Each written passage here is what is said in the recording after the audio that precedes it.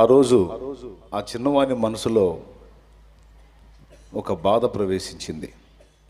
తనకు కావలసినవన్నీ జాగ్రత్తగా చూసుకునే తల్లి దగ్గరికి వెళ్ళాడు.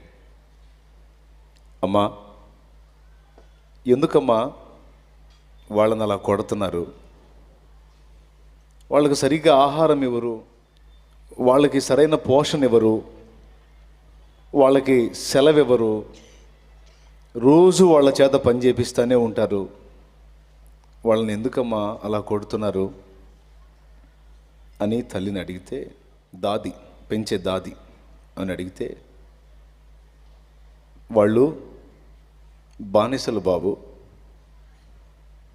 బానిసలు కదా, బానిసల బ్రతుకులు అంతే ఉంటాయి బాబు, వాళ్ళకి విశ్రాంతి ఉండదు, యజమానులు ఎలా చెబితే అలా వినాలి,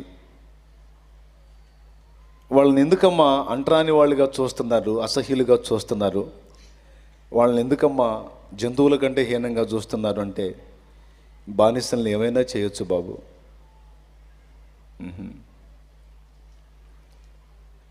మళ్ళీ కొద్ది రోజుల తర్వాత వెళ్ళాడు.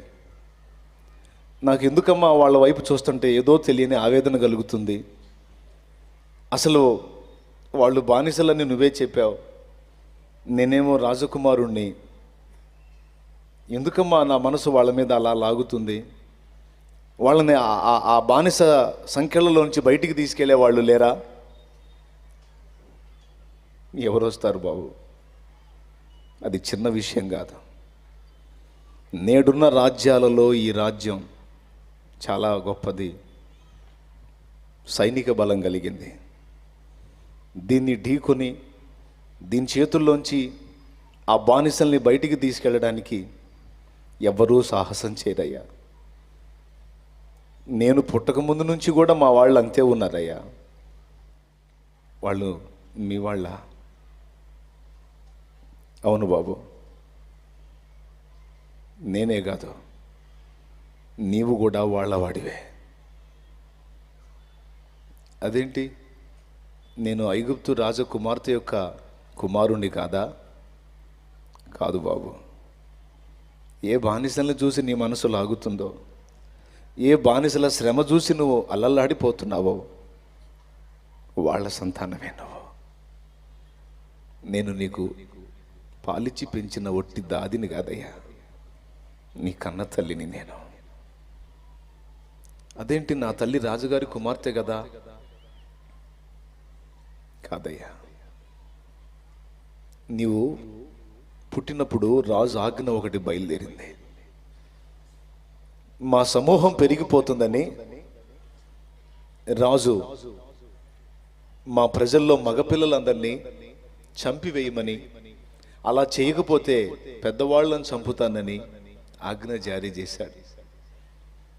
కరెక్ట్గా ఆజ్ఞ జారీ అయిన కొద్ది కాలానికి నువ్వు పుట్టావు. 3 నెలలు నువ్వు పుట్టిన తరువాత నిన్ను దాచిపెట్టా. నువ్వు ఏడవకుండా జాగ్రత్త తీసుకున్నా, నీ శబ్దం బయటికి వినబడకుండా, నువ్వు రెండవ కంటి వాటికి కనబడకుండా జాగ్రత్త తీసుకున్నా. 3 నెలల తర్వాత నీ శరీరం అభివృద్ధి చెందుతుంది, నీ స్వరం పెద్దగా అవుతుంది. ఇక నిన్ను దాచి ఉంచలేక రాజు ఆజ్ఞకు తల వంచి 3 నెలల చంటి బిడ్డగా, పసిబిడ్డగా ఉన్న నిన్ను ఒక జమ్ము పెట్టెలో పెట్టి నదిలో వదిలిపెడితే, నువ్వు దేవుని కృపచేత ఐగుప్తు రాజు కుమార్తె స్నానం చేసే కొలం దగ్గరికి వెళ్ళి ఆగావు. నువ్వు ఉన్న ఆ బుట్ట అక్కడికి వెళ్ళి ఆగింది. అప్పుడు ఆమెకు కనికరం కలిగి నిన్ను తీసుకొని ముద్దాడి తన కుమారునిగా పెంచుకోవటానికి ఇష్టపడింది. నీ అక్క నీ జమ్ము పెట్టెలో నువ్వు ఉండి నువ్వు నీళ్ళలో వెళ్తున్నప్పుడు నీకేమవుద్దో చూడమని నీ అక్క అయిన మిరియామును పంపాను. ఆమె వెళ్ళి ఆ జమ్ము పెట్టెలో ఉన్న నిన్ను ఆమె ఎత్తుకోవటం చూసి, ఆమె కోరుకోవటం చూసి, ఆ చిన్నది అడిగింది, ఈ చిన్నవానికి పెంచుకుంటాను అన్నారు, మరి పాలు ఇవ్వటానికి దాది కావాలి కదా అని అడిగితే, తప్పనిసరిగా కావాలి కదా, నీకేమన్నా తెలుసా అంటే, మీ అక్క నన్నే తీసుకెళ్ళి అప్పచెప్పిందయ్యా. ఆ విధంగా నీ కన్న తల్లినే నీకు పెంచిన తల్లినయ్యాను. ఈ సంగతి ఇంతవరకు నీకు చెప్పలేదు. ఈ మాటలు వింటూనే నిశ్చేష్టుడైపోయాడు. ఇది నిజమా? నేను కూడా బానిస బిడ్డనేనా? ఆ బానిస బతుకుతున్న వాళ్ళంతా నా ప్రజలేనా? ఆ మూలుగులతో నిట్టూర్పులతో నలిగిపోతున్న వాళ్ళు నా జనులేనా? అందుకనేమో నా హృదయం వారి విషయంలో కొట్టుకుంటుంది. అవును నాయనా, నీవు పెద్దవాడవై గొప్పవాడవై దేవుని కృప ద్వారా నువ్వే మన ప్రజల్ని కాపాడాలి. ఇది నా ఆశ. ఆలోచనలో పడ్డాడు. ప్రతిరోజు ఇక అదే ధ్యాస. వాళ్ళ వైపు చూస్తున్నాడు. వాళ్ళు పడుతున్న ఆ హింస, ఆ వేదన తనకు కంటి మీద కొనుకు లేకుండా చేసింది. ఎలాగ వీళ్ళని బయటికి తీసుకెళ్ళాలి, ఎలా వీళ్ళని తీసుకెళ్ళాలి? మోషే ఐగుప్తీయులతో తెగతెంపులు చేసుకోవటానికి ఇష్టపడ్డాడు. ఐగుప్తు రాజు యొక్క కుమారుణ్ణి అనిపించుకొనుట కంటే దేవుని ప్రజలతో శ్రమపడుట మేలు.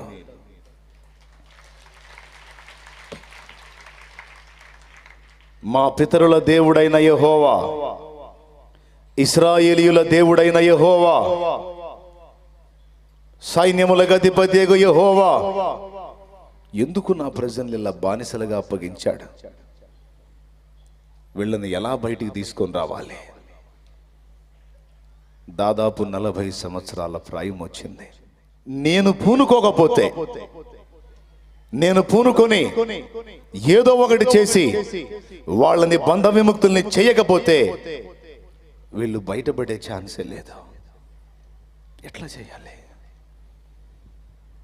నా లైఫ్ నేను చూసుకొని నా మట్టుకు నేను సుఖంగా గడిపేస్తే పోయిద్దా?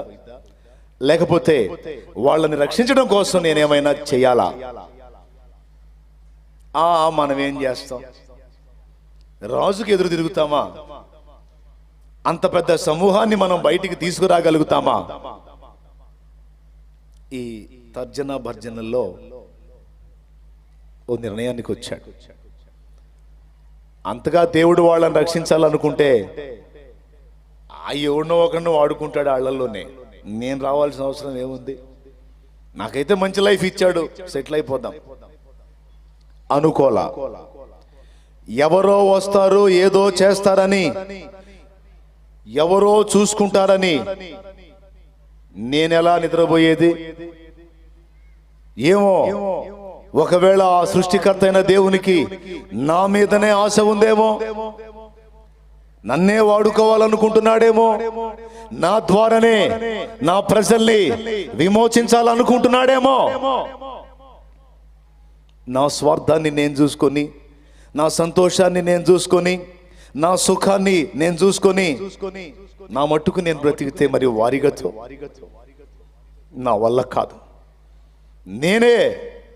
నేనే పూనుకోవాలి, నేనే వాళ్ళని బయటికి తీసుకొని రావాలి. అవసరమైతే నా ప్రాణాన్నైనా ఫణంగా పెట్టి నా ప్రజల్ని రక్షించుకోవాలి. ఓ రోజు ఒక పాట రాయాలని కూర్చుంటే మోషే జీవితం నా కళ్ళ ముందుకు వచ్చింది. కలువ బురదలో పూసిద్ది. మీకు తెలుసు కదా, చెరువులు ఉంటాయి పల్లెటూళ్ళలో. చెరువుల్లో ఆ నీళ్ళ అడుగున తెల్లని ఇసుక ఉంటుందా, బురద ఉంటుందా? ఆ పుష్పాలు తీసుకొచ్చుకోవటానికి అందులో ఒక అడుగు పెడితే అడుగునంత బురద. ఈ తామర పుష్పం పుట్టింది ఎక్కడ? బురదలో. కానీ బురదలో పూసినటువంటి తామర పుష్పం ఏనాడు కూడా నేను బురదలో పుట్టాను అని చెప్పని తన్ను తాను వికారం చేసుకోలా, నిరాశపడలా, కుంచుకుపోలా. బానిసల సంతానంగా పుట్టాడు మోషే. ఐగుప్తీల్లో పుట్టినా బాగుండేది, పోయి ఈ దరిద్రంలో పుట్టానండి నేను అని అనుకోలా. ఈరోజు కొంతమంది నా చిన్నతనంలో నేను అనుకున్నట్టే అనుకుంటారు. కొంతమంది నా తల్లిదండ్రులు ఆర్థికంగా సమృద్ధి గలవారు కారు, పేదవారు. నాతో పాటు చదువుకునేటువంటి పిల్లలకి వాళ్ళ తల్లిదండ్రి డబ్బులు ఇచ్చి సమృద్ధిగా మంచి బట్టలు తొడిగిపించి చక్కని పుస్తకాలు ఇచ్చి వాళ్ళని బడికి పంపిస్తారు. వాళ్ళతో నన్ను పోల్చుకుంటే నేను వేసుకునే వస్త్రాలు సరైన వస్త్రాలు కావు, నేను కలిగి ఉన్నటువంటి ధనం కూడా సరైంది కాదు. వాళ్ళతో అవుట్ బెల్ కొట్టినప్పుడు వాళ్ళు అన్నీ కొనుక్కొని తింటుంటే నా దగ్గర ఉన్న కొంచెంతో నేనేదో కొని తృప్తి పడేవాడిని. మరి బాగా ఎప్పుడు గాయపడ్డానంటే, చిన్నపిల్లలందరినీ ఒకరోజు ఎక్స్కర్షన్కి తీసుకెళ్తా ఉన్నారు, టూర్కి. ఆ టూర్కి తీసుకెళ్ళేటప్పుడు వాళ్ళు చెప్పారు, రే ఒక్కొక్కడు 100 రూపాయలు తెచ్చుకోవాలి. 100 రూపాయలు తెచ్చుకుంటే తీసుకెళ్ళి విజయవాడ, కొండపల్లి అవన్నీ చూపించి తీసుకొస్తాం. అయితే పిల్లలం కదా, ఆశ. నాకు కూడా 100 రూపాయలు కావాలి. ఈ పావలా వాడికి 100 రూపాయలు ఎవరిస్తారు? అడిగితే ఖచ్చితంగా తన్నబోతారు. నువ్వు బడికి పంపించడం ఎక్కువైతే నీకు 100 మేమే ఆడ తెచ్చి ఇచ్చామరా అంటారు. అనుమానం లేదు అందులో. అంటే ఆ సాహసమే చేయాలి. అయినా చిన్నగా ట్రై చేస్తే అక్కడి నుంచి వ్యతిరేక సమాధానం వచ్చింది. ఇంకా ఆశ తీసేసుకున్నా. సరే, పిల్లలందరూ ఆ రోజు రానే వచ్చింది. అందరూ జీబుల నిండా ఎక్కారు. మాస్టర్స్ అంతా జీబుల్లో కూర్చున్నారు. నేను ఇక నిలబడి మాస్టర్ల ముఖాలు చూస్తున్నా, పంతుళ్ళ ముఖాలు చూస్తున్నా. ఏ పంతుల కన్నా దయగలిగి ఒరే వీరయ్య ఎక్కురా అంటారేమో అని. ఆహా, ఎరా డబ్బులు తెచ్చావా? లేదండి, చాలేదు. ఎందుకనరా? డబ్బులు లేకపోతే మేమేం చేసేది? అందరిని ఎక్కించుకొని, రే అందరు ఎక్కారా? దీనంగా నిలబడి చూస్తూనే ఉన్నా. ఇక జీబులు బయలుదేరినాయి. కనుచూపు మేర నా కంటికి అదృశ్యమయ్యేంత వరకు నిలబడి చూస్తూనే ఉన్నా ఆశగా. కొంచెం దూరం పోయిన తర్వాత ఏ మాస్టర్కైనా కనికరం కలిగి జీబు ఆపి, రే రారా అంటే పరిగెత్తుదామని. అని ఎవరికి ఆలోచన కలగల, వెళ్ళిపోయారు. అక్కడే నిలబడి అక్కడే చూస్తా, వెళ్ళిన దిక్కునే చూస్తా. పసిగుండె ఆశ. ఏడ్చుకుంటా అనుకున్నా, వీళ్ళ కడుపును ఎందుకు పుట్టాను నేను? పుట్టక ఈ దరిద్రుల కడుపును ఎందుకు పుట్టాను నేను? సంపన్నుల ఇంట పుట్టినా నాకు ఈ బాధ ఉండేది కాదు అనుకున్నా మనసులో. అది చూసి వచ్చిన వాళ్ళు మళ్ళీ ఊరుకుంటారా? పక్కన కూర్చున్నారే, అసలు విజయవాడ కృష్ణానది బ్రిడ్జి ఉందరా, ఎంత పొడుగుందో అది, అసలు దాని కింద నీళ్లు మామూలుగా బాట్లేదురా అని పిల్లలు ఊరుకుంటారా? వెంటనే నీకు మామూలు కథలు చెప్తారు కదా, ఆయన చెబుతా ఉంటే మళ్ళీ ఏడుపు. నా తల్లిదండ్రులకు నేను ఎందుకు పుట్టాను, వీళ్ళ కడుపును ఎందుకు పుట్టాను? ధనికుల ఇంట పుడితే, మంచి సంపన్నుల ఇంట పుడితే బాగుండేది కదా అని అనుకున్నా. నేను పుట్టింది దరిద్రుల కడుపును కనుక నా బ్రతుకు ఇక దరిద్రంతో తెల్లారటమే, ఇంకంతే. బురదలో పుట్టానో ఇక బురదేనా బతుకు అని రాజీ పడిపోయా నా మనసులో. అలా అనుకున్నాను నేను. ఇక్కడ కూర్చున్న మీలో మీరు పుట్టినటువంటి ప్రదేశం కావచ్చు, మిమ్మల్ని కన్న వ్యక్తులు కావచ్చు, ఆ కులం కావచ్చు, ఆ మతం కావచ్చు, ఆ పరిస్థితులు కావచ్చు. అగ్రకులంలో పుట్టినవాడు నా జన్మ గొప్పదని ఫీల్ అవుతుంటే, అంటరాని కులంలో నేను పుట్టానే, నాకే గౌరవం లేదే అని తన పుట్టుకను బట్టి చింతపడే వ్యక్తులు లేకపోలేదు. అయితే మోషే జీవితాన్ని చదివినప్పుడు ఐగుప్తు రాజకుమార్తె కొడుకుగా పెంచబడుతున్నప్పటికీ అది గొప్పతనంగా భావించలేదు.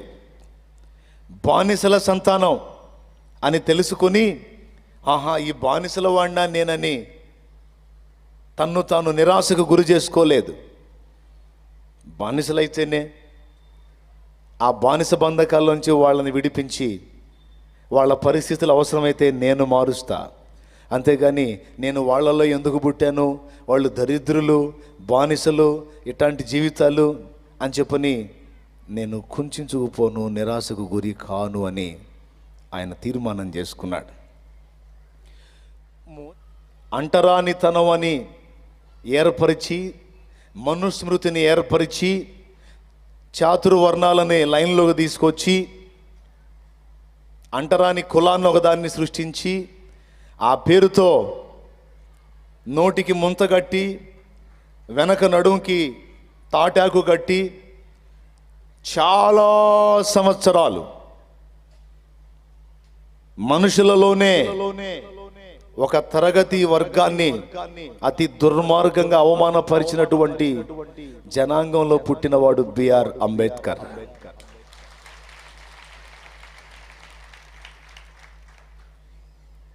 ఆయన స్టోరీని నేను చూశాను, కొంతవరకు ఆయన పుస్తకాలు కూడా చదివాను. వాళ్ళ అమ్మకి బట్టల షాప్కి వెళ్ళి చీర తెచ్చుకోవటానికి వెళ్తే పైసలు తీసుకుని వాడు చీర ఇస్తాడు. ఎట్టిస్తాడో తెలుసా? ఒక పనివాడిని పిలిచి, అదిగో ఆమెకి చీర అంట ఇవ్వు అంటే, వాడు ఆ చీరను తీసుకొని చీర మీద అట్లా నీళ్లు పోస్తాడు. అట్లా పోస్తాడు నీళ్లు పోసి, ఈ చీర మీద నుంచి నీళ్లు కింద పడితే ఆ నీళ్లలో ఈ చీరని ఆ మట్టి ఆ నీళ్లు కలిసి బురద అయింది. ఆ బురద పూసి ఇదిగో అని ఇసిరేస్తాడు. ఇది చూశాడు అంబేద్కర్. మా అమ్మ డబ్బులిచ్చి కొనుక్కున్న వస్త్రానికి ఇంత అవమానమా? గుండె నీరైపోయింది. అందరికీ చేతులకి ఇస్తున్నారు, మా అమ్మకి ఎందుకు విసిరేశారు? అందరికీ దుమ్ము దులిపిస్తున్నారు, మా అమ్మ కట్టుకునే వస్త్రాన్ని ఎందుకు పని కట్టుకొని బురద చేసి దాన్ని పూసిచ్చారు? చదువుకోవటానికి వెళ్తే అంబేద్కర్ గదిలోకి ప్రవేశిస్తే లోపల ఉన్న పిల్లలందరూ బయటికి వెళ్తారు. రై, ఎందుకు వచ్చావు లోపలికి? అంటరాని వాడా, నువ్వు బయట ఉండాలిరా, లోపలికి ఎందుకు వచ్చావు? లే వెళ్ళు అని పాపం ఆయన బయట కూర్చోబెడతారు. ఎడంగా కూర్చోబెడతారు. మిగిలిన పిల్లలందరినీ లోపల పిలిచి కూర్చోబెడతారు. మంచినీళ్ళు అవుతాయి. మంచినీళ్ళు అయితే మంచినీళ్ళు తాగుదామని చెప్పని ఆ కుండ దగ్గరికి వెళ్ళి గ్లాస్తో ముంచుకోబోతుంటే పరిగెత్తుకుంటూ వస్తాడు పంతులు. ఒరేయ్, నీకేమన్నా పిచ్చా? అంటరాని వెధవా, నువ్వు వచ్చి మేము తాగే నీళ్ళు ఆ గ్లాస్ పట్టుకున్నావేంట్రా అని చెప్పని ఆయన అరిసి, ఇంకోసారి అలా చేసావంటే చంపేస్తా, నీకు దాహం అయితే నీళ్లు దప్పికవుతున్నాయి అని అడగాలి నన్ను, నేను పోస్తా అంటే మంచినీళ్ళు అవుతున్నాయి మాస్టర్ అంటాడు. దోశలు పట్టు, చిన్నోడు పాపం, దోశలు పట్టు అంటే ఆ దోశలతో ఎట్లా తాగాలో చేత కాదు. ఆ పాత్ర పొడుగు కాడ గంట ఉంటుంది, సాంబార్ పోసే గంట లాంటిది, ఆ కుండలో ముంచి ఆ గంటతో ఆ అబ్బాయి దోశలలో పోస్తే సగం కింద సగం చేతిలో, ఎట్ట తాగాలో తెలియదు. ఆ నీళ్లు దాగి అక్కడే నిలబడతాడు. ఏంటి నాకు ఈ పరిస్థితి? నేను వాళ్ళలో ఒకనే కదా, వాళ్ళల్లో నన్ను ఎందుకు కలవనేరు? మా అమ్మకి ఎందుకు ఇలా అవమానం జరిగింది, నాకెందుకు అవమానం? రైల్వే స్టేషన్లో దిగుతారు, గుర్రబండి అడుగుతారు ఇంటికి వెళ్ళటానికి. బండి ఎక్కుతారు, ఇంత డబ్బని మాట్లాడుకొని. కొంచెం దూరం వెళ్ళిన తర్వాత వీళ్ళు అంటరాని కులానికి చెందిన వాళ్ళని తెలుసుకొని వాడు నిలువున బండి దించుతాడు. రై, చెప్పొద్దంటారా బండి ఎక్కేటప్పుడు? అంటరాని వెధవల్లారా, నా బండిని అపవిత్రం చేశారు కదరా అని చెప్పని దించేస్తాడు.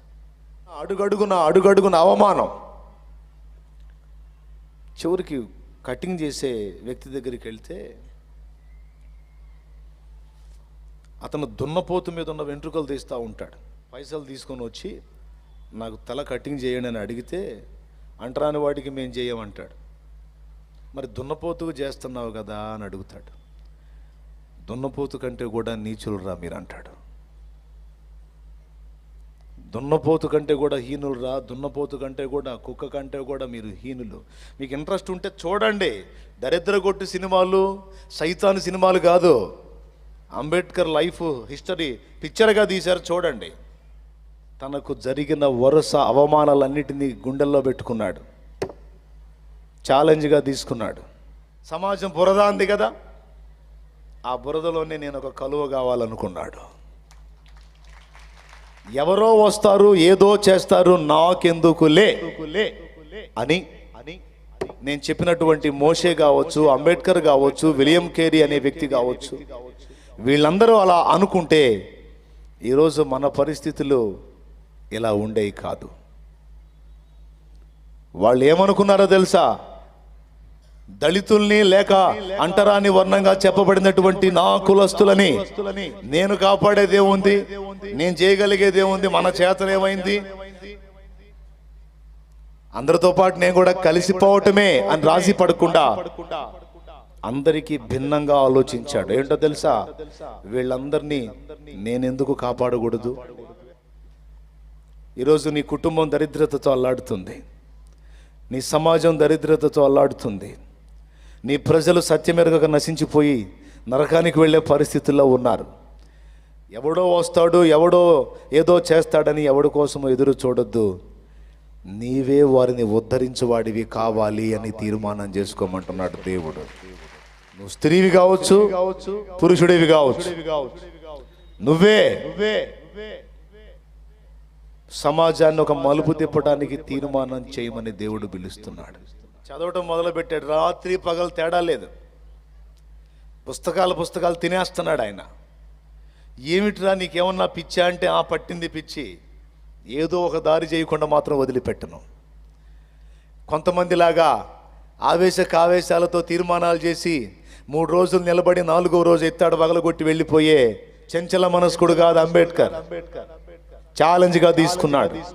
అవసరమైతే నా ప్రజల రక్షణ కోసం, నా ప్రజలను దాస్య విముక్తుల్ని గావించడం కోసం నా జీవితాన్ని ఫణంగా పెడతాను, నా లైఫ్ని త్యాగం చేస్తాను.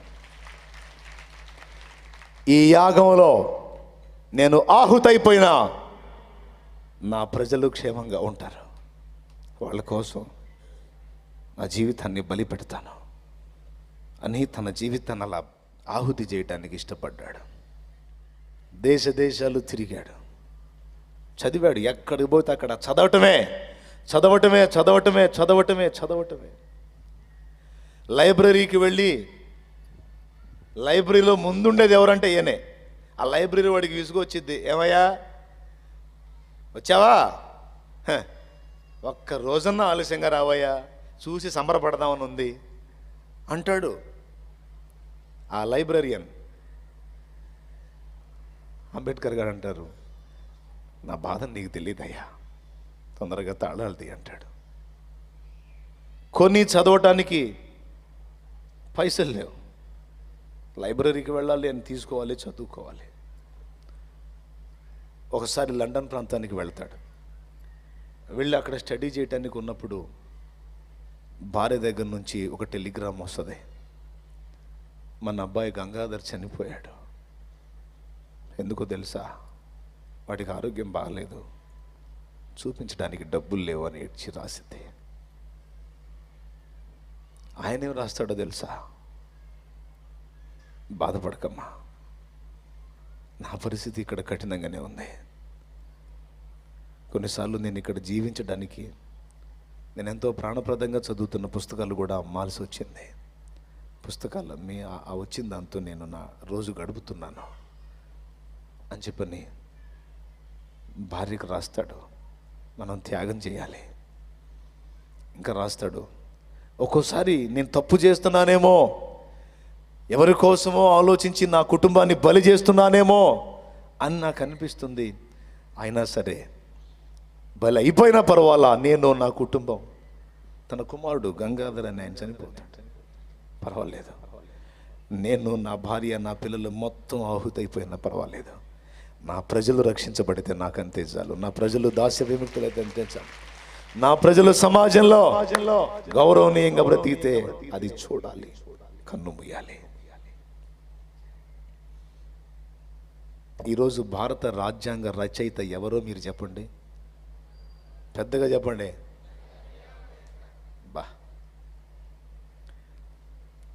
దళితులు, అంటరాని వాళ్ళని, రకరకాలుగా అవమానాలు పాలైనటువంటి ప్రజల్ని ఈరోజు సమాజంలో సామాన్య వ్యక్తులతో కలిసి మనుగడ సాగిస్తూ వాళ్ళకంటే ఉన్నత స్థానాల్లో కూర్చొని ఉద్యోగాలు చేసి సామాజిక వ్యవస్థలో ఒక స్థాయిలోనికి రాగలిగారు అంటే ఫస్ట్ దేవుని కృప అయితే, రెండవది అంబేద్కర్ యొక్క త్యాగ ఫలితం. ఈ మాటలు నేను మీకు ఎందుకు చెప్తున్నానంటే, ఎవరో వస్తారు ఏదో చేస్తారు నాకెందుకులే అని అందరూ ఆలోచించినట్టు ఒక క్రైస్తవుడు ఆలోచించకూడదు. నిజంగా నువ్వు క్రైస్తవుడు అయితే నీ మాట అలా ఉండదు. అందరికీ భిన్నంగా నువ్వు ఆలోచిస్తావు. ఎవరెలా పోతే నాకెందుకు అనే డైలాగే నీకు రాదు. అవసరమైతే నేను కరిగిపోయిన ఎదుటివాడికి వెలుగివ్వాలనే ఆలోచనలో నువ్వు ఉంటావు.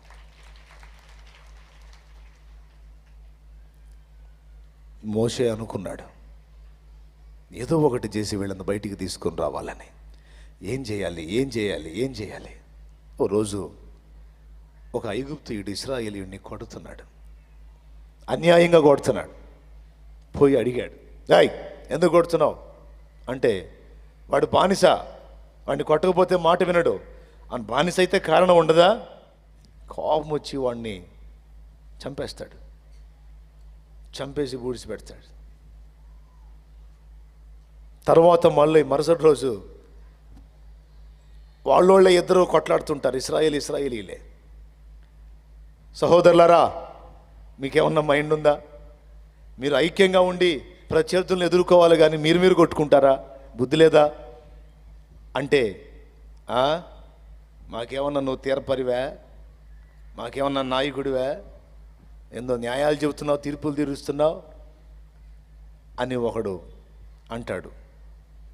మంచి చెప్పడానికి తీర్పరే కావాలా? మీ క్షేమాన్ని కోరుతున్నాను, నా మాట విని అలాంటి పనులు చేయవాకండి అంటే, బెదిరిస్తున్నావా? నిన్న వాడిని చంపావుగా, నన్ను కూడా చంపాలనుకుంటున్నావా అంటాడు. నేను వాడిని చంపిన సంగతి ఈడిగట్ట తెలిసిందని, విషయం లీక్ అయిపోయిందిరా బాబు అని చెప్పని ఆలోచన చేసుకొని అక్కడి నుంచి ఎస్కేప్ అయిపోతాడు, వెళ్ళిపోతాడు. మీరు గమనించాలి, 40 సంవత్సరాలు మిద్యాను ప్రాంతంలో ఉండిపోతాడు. నాకు అనిపించింది, ఏమయ్యా మోషే, జాతిని విమోచించాలని వేరావేశంతో బయలుదేరావు, జాతిని ఉద్ధరించాలని వేరావేశంతో బయలుదేరావు. చిన్న స్ట్రోక్ ఎదురు తగలగానే అడ్రస్ లేకుండా పోయి 40 ఏళ్ళు శుభ్రంగా పెళ్లి చేసుకొని భార్య బిడ్డలతో జీవితాన్ని గడిపావు. ఏమైంది నీ ఆశయం? ఏమైంది నీ కార్య దీక్ష దక్షత? ఏమైంది నీ పట్టుదల? ఏమైంది నీ తీర్మానం? ఏమైనా నువ్వు కన్నా కలలో? ఏమయ్యా ఇంత చెంచలుడు వాను అనుకున్నా. కానీ మోషే ఎందుకు వేచి ఉన్నాడో తర్వాత అర్థం చేసుకున్నా. శిశువు గర్భంలో పడగానే కాన్పు జరగదు. 9 నెలలు దాని పూర్ణత్వాన్ని సంతరించుకున్న దాకా గర్భంలోనే దాగి ఉంటుంది. తర్వాత పూర్తి ఆకృతి దాల్చిన తర్వాత గర్భంలోంచి శిశువు బయటకు వస్తుంది. ఈ 9 నెలలు అది దాగి ఉండేది పరిపూర్ణత్వాన్ని ధరించుకోవడానికి, అవయవాలన్నీ కంప్లీట్గా ఏర్పడటానికి. ఒకటి అర్థమైంది మోషేకి. ఏం అర్థమైందో తెలుసా? నేనేదో నా స్వశక్తితో వీళ్ళని బయటికి తీసుకొని రావాలని ఆలోచించాను. నా దగ్గరున్న చదువుతో, నా దగ్గరున్న విద్యతో, నా దగ్గరున్న జ్ఞానంతో ఐగుప్తు రాజైన ఫరో దగ్గర నుంచి వీళ్ళని బయటికి తేవాలని చూశా, కానీ మొదటి ప్రయత్నమే భయంకరంగా విఫలమైంది. ఇది సాధ్యం కాదని అర్థమైంది. కానీ వాళ్ళని విడిపించాలన్న ఆశ చావలా, ఆ ఆరాటం చావలా. ఎలా బయటికి తేవాలి? గొర్రెలు తోలుకొని పోతాడు కొండకి, వాటిని ఆ కొండ దగ్గర వదులుతాడు, తన ప్రజల గురించి ఆలోచిస్తుంటాడు. 40 సంవత్సరాలు వాళ్ళ ధ్యాసలోనే ఆయన ఉన్నాడు. 40 ఏళ్ల తర్వాత సమయం ఆసన్నమైంది. దేవుడు ఆకాశం నుండి పరిశీలించాడు. అక్కడ కష్టాలు పడుతున్న వాళ్ళకి భారం ఉంటుంది, కానీ వింత సంగతి ఏంటంటే అక్కడ దేవుడు ఆకాశం నుంచి పరిశీలించినప్పుడు అక్కడ బానిస బతుకుతున్న వాళ్ళలో కనబడని భారం ఇక్కడ మోషేలో కనపడుతుంది. ఇశ్రాయేలీయులు అక్కడ ఉన్నారు, బాధపడుతున్నారు, కానీ వాళ్ళు పడుతున్న బాధ అంతటిని తన గుండెల్లో అనుభవిస్తున్నవాడు మోషే. ఇశ్రాయేలు జనంలోకి వెళ్ళలా, మిద్యాను ప్రాంతంలో ఉన్న మోషే ఉన్న ప్రాంతానికి వచ్చి దేవుడే వచ్చాడు మోషే దగ్గరికి. మోషే వెళ్ళా దేవుడి దగ్గరికి, దేవుడే మోషే దగ్గరకు వచ్చి ఆ పర్వతం మీద పొద కాలిపోతున్నట్టు కనపడేటట్టు చేశాడు. పొద కాలిపోతూ ఉంది, కానీ కింద పడిపోట్లా కూలిపోటల్లా, మంట మండుతుంది, పొద అలానే ఉంది. ఫస్ట్ చూసి ఆహా ఏదో కారు చిచ్చుబడినట్టు ఉందిలే, తగలబడుతుంది అనుకున్నాడు. కానీ అంతే ఉంది, పొద అంతే ఉంది, మంట మండుతానే ఉంది. పొద నడిమిని అగ్ని జ్వాలలో ఒక వ్యక్తి కనపడుతున్నాడు ఆయనకి. ఈయన సమీపంలోకి వెళ్తూ ఉంటే ఆ పొద నడిమిని అగ్ని జ్వాలలో నుంచి ఒక స్వరం వినబడుతుంది, మోషే మోషే మోషే మోషే అన్నాడు. మోకాళ్ళేశాడు. ప్రభువా నీ దాసుణ్ణి, ఎవరు నీవు అన్నాడు. నేను నీ పితరుల దేవుడను, అబ్రహాము ఇస్సాకు యాకోబుల దేవుడను. ఐగుప్తులో నా ప్రజలు చేస్తున్న ఆర్తధ్వని విని వారిని రక్షించడానికి దిగి వచ్చాను. చూసారా, మొర్ర అక్కడికి వెళ్ళింది, ఆయన దిగి వచ్చాడు. ఎక్కడికి వచ్చాడో తెలుసా? వాళ్ళ దగ్గరికి రాలా, వాళ్ళను రక్షించడానికి ఎవరు పాత్ర ఉన్నాడో ఆ పాత్ర దగ్గరకు వచ్చి అక్కడ ప్రత్యక్షం అవుతున్నాడు. రా, నేను నిన్ను వాడుకుంటాను, నువ్వు వెళ్ళి నా ప్రజలకు ఇశ్రాయేలుని ఐగుప్తు రాజు బంధకాల్లోంచి బయటికి తీసుకొని రావాలి అంటే మోషే మనసులో అనుకున్నాడు, అబ్బా ఈ టైం కోసమే ఎదురు చూస్తున్నా. ఫస్ట్ నా శక్తి నా తెలివి నా జ్ఞానంతో వాళ్ళని రక్షిద్దాం అనుకున్నా, కానీ అది జరగదని నాకు అర్థమైపోయి ఇంతకాలం నీ కోసమే కాసుకున్నానయ్యా, ఎప్పటి కలిగింది నీ కనికరం, వచ్చావు సంతోషం అని మనసులో అనుకొని, ఆ ప్రభువా ఆ ప్రజలు నీవెవరవని అడిగితే నేనేం చెప్పాలి, ఇంతకీ నీ పేరేందన్నాడు. నా పేరు ఉన్నవాడు అన్నాడు.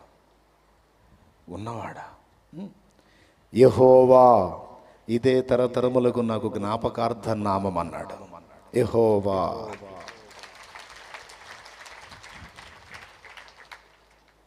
ఐగుప్తు రాజు చాలా బలవంతుడు. వాడి చేతుల్లో నుంచి ప్రజల్ని బయటికి తేవటం అంటే సామాన్యమైన విషయం కాదు.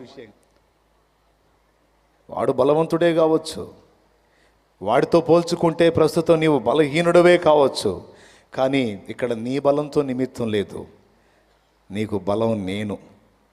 నీ బలంతో గాక నా బాహుబలము చేత ప్రజల్ని బయటికి తీసుకొస్తా, నువ్వు జస్ట్ అడ్డం ఉండును అంతే చాలు, నేను తీసుకొస్తా బయటికి. ప్రభువా, రాజుతో మాట్లాడాలంటే వాక్చాతుర్యం ఉండాలి, మాట నేర్పరితనం ఉండాలి. నాకు ఇప్పుడు నోటి మాంద్యం వచ్చింది, అంత స్పీడ్గా మాట్లాడలేకపోతున్నా, ఏం చేయమంటావు అన్నాడు.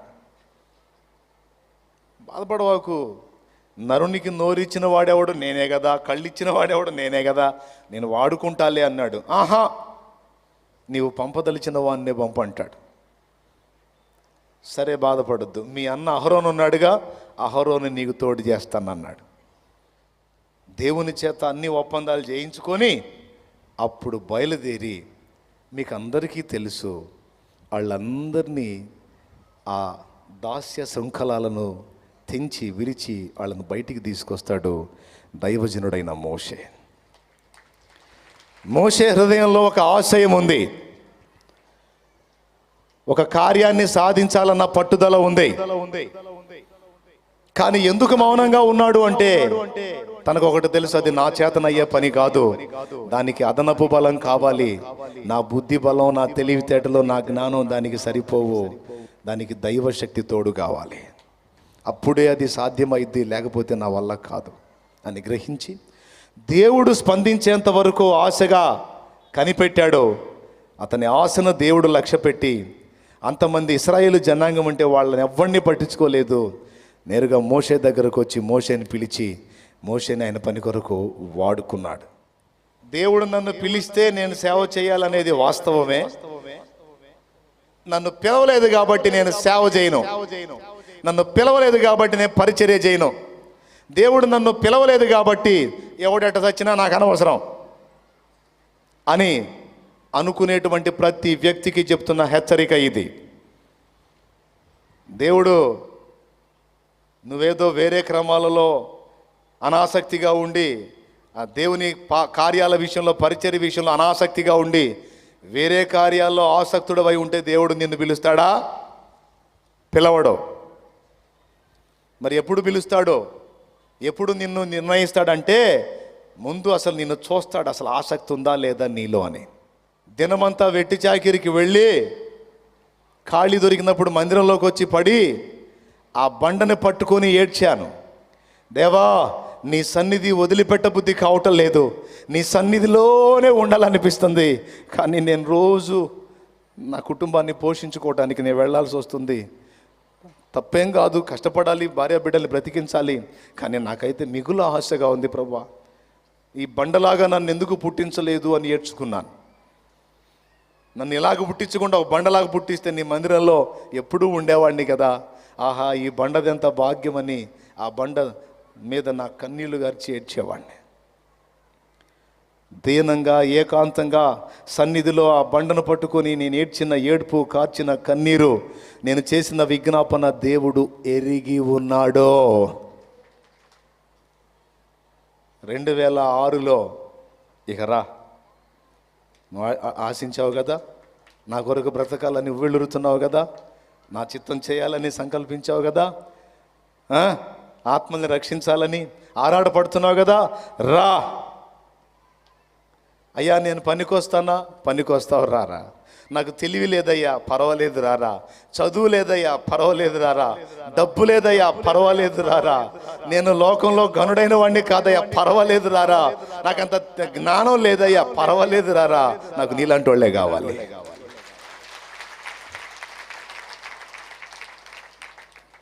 ఏముంది ప్రభువా మరి నా దగ్గర, నీ దగ్గర ఏమీ లేదన్న సంగతి నీకు అర్థమైందిగా, జాలు రారా అన్నాడు. దేవుడు పిలుస్తాడు. ఎప్పుడు పిలుస్తాడు? నీలో ఆసక్తి చూసి. మోషేలో ఉంది ఆశ, ఆసక్తి ఉంది. తర్వాత చూశాడు, మోషే టైం అయిపోవస్తుంది, ఇప్పుడు ఈ జనాన్ని ఇంకా నడిపించాలా. మోషే తర్వాత ఎవరబ్బా ఆసక్తి కలిగినోడా, భారం కలిగినోడా, కొలత కలిగినోడా ఎవరున్నారబ్బా అని వెతికితే యెహోషువ కనపడ్డాడు. కొండ మీద గురువు 40 రోజులు దేవునితో మాట్లాడుతూ ఉంటే కొండ కింద ఆయన కాసుకొని ఉన్నాడు 40 రోజులు. కొండ మీదోడికి ఫుడ్ లేదు, కొండ కిందోడికి కూడా ఫుడ్ లేదు. ఆయన అంటే ఏదో దేవుడితో మాట్లాడుకుంటూ ఉన్నాడు, కొండ కిందోడికి ఏం కర్మండి. కానీ తన గుండెల్లో భారం, మోషే పెద్ద వయసు కూడా అవుతున్నాడు నా గురువు గారు, ఒకవేళ దేవుడు ఆయన తీసుకుంటే తర్వాత ఇశ్రాయేలు సర్వ సమాజం నశించిపోతుంది, అది నాశనం కాకుండా నేను దాన్ని కాపాడాలంటే మోషే తర్వాత నేను దేవునికి ఇష్టుణ్ణి కావాలి. చూశాడా, చూడకుండా ఎంచుకున్నాడా? ఏమన్నాడో తెలుసా? మోషే నీ తర్వాత ఇశ్రాయేలు మీద నాయకుడిగా ఉండునట్లు నూను కుమారుడైన యెహోషువ మీద చేతులుంచమన్నాడు. ఎందుకు ప్రభు అంటే అతడు నా ఆత్మను పొందినవాడు, నా భారం అతనికి ఉంది, నేను ఎరిగి ఉన్నాను, అతని మీద తైలం పోయమన్నాడు. ఆరాటం ఉండాలి గుండెల్లో, కసి ఉండాలి, ఛాలెంజింగ్ మైండ్ ఉండాలి, పట్టుదల ఉండాలి. నీ వయసు తీసి అవతల పెట్టు, నీకు చదువు ఉందా లేదా, నీ వయసు నీ విధానం కాదు, దేవుని పాదాల దగ్గర ఉండాలి, నేర్చుకోవాలి. నేను చచ్చేలోపు కొంతమందినైనా దేవుని కొరకు సంపాదించి చావాలి, దేవుని చిత్తం చేసి చావాలి. భక్తి చేసినా అదే పట్టుదల ఉండాలి, పై పైన ఏంది ఉండకూడదు, డెప్త్గానే ఉండాలా, దోణి లోతుగా నడిపే అనుభవాల్లో ఉండాలా. దేవునితో లోతుగా సహవాసం మొదలుపెట్టి దేవునితో లోతుగా సంబంధాన్ని ఏర్పరచుకొని అప్పుడు వల పిగిలేంత చేపలు పడతాయి. అది రూల్, అది రీజన్, అది పద్ధతి. అంబేద్కర్ పట్టుబట్టాడు, సాధించాడు, వెళ్ళిపోయినా ఈరోజు అనేక మంది ప్రజల గుండెల్లో ఆయన బతికే ఉన్నాడు. తన జాతి ప్రజలకు మేలు చేసిన అంబేద్కర్ ఎస్తేరు కనపడుతుంది అలాగా, మోషే కనపడుతున్నాడు అలాగా, యెహోషువ కనపడుతున్నాడు అలాగా, సమూయేలు కనపడుతున్నాడు అలాగా, లోకంలోకి వచ్చేటప్పటికి అంబేద్కర్ కనపడుతున్నాడు అలాగా. కాబట్టి నా సోదరి సోదరులారా, మళ్ళీ చెప్తున్నా, ఎవరి కోసమో చూడొద్దు, ఎవరి మీదనో ఆధారపడవద్దు, ఎవరి దయా దాక్షిణ్యాల కోసమో ఎదురు చూడొద్దు. కానీ జీవం గల దేవుడు నిన్నే వాడుకోవాలనుకుంటున్నాడు, నీకే తోడై ఉండాలనుకుంటున్నాడు. అవసరమైతే పెద్దల దగ్గర నేర్చుకో, నీకంటే ఆత్మీయతలో ఎదిగిన వారి దగ్గర విషయాలు నేర్చుకో, కానీ నువ్వుగా ఫలించాలని కోరుకుంటున్నాడు.